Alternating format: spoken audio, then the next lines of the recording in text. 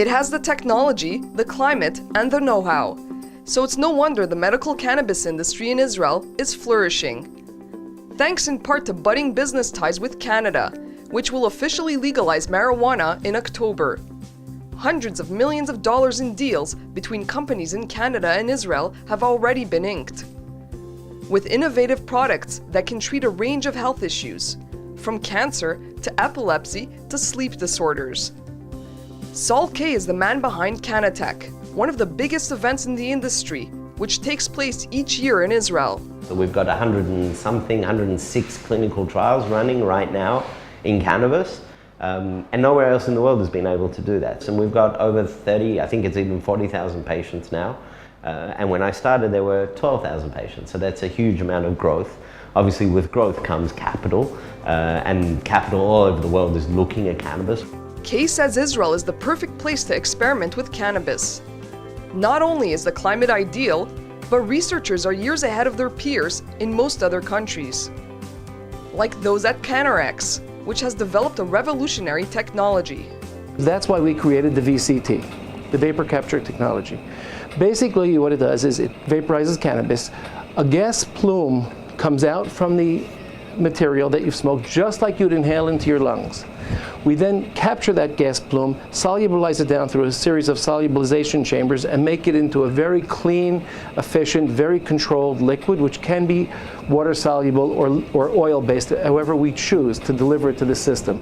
Alvid Pharma is also making strides, with unique products combining medicinal mushrooms and cannabis. Alvid has already signed deals with several licensed producers, or LPs, in Canada. It seems like almost every LP over here have something to do with somebody in Canada right now. Canada is probably the most mature market right now in terms of cannabis in the world. Okay, they have took this the most serious way. They've done it right.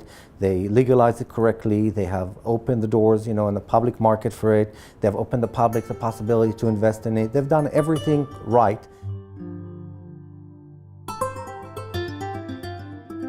But the picture for Israel is not as rosy or green as it could be. There's a lot of uncertainty facing the medical cannabis industry in Israel. Though many foreign investors are interested in the products here, there are government regulations holding the export side of things back, something which many in the industry say could lose the country millions, if not billions, of dollars.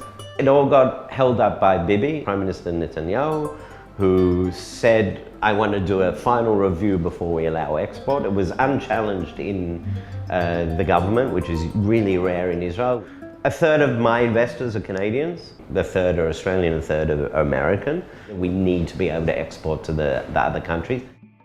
Still, those in the industry have found creative ways to sidestep the bureaucratic and legal hurdles. As I said before, with the regulation, we're concerned. We will not count our business just on change of regulation. We want the change of regulation. We believe it's going to come, but we can't build a business based on it, and that's why in R&D it's very simple.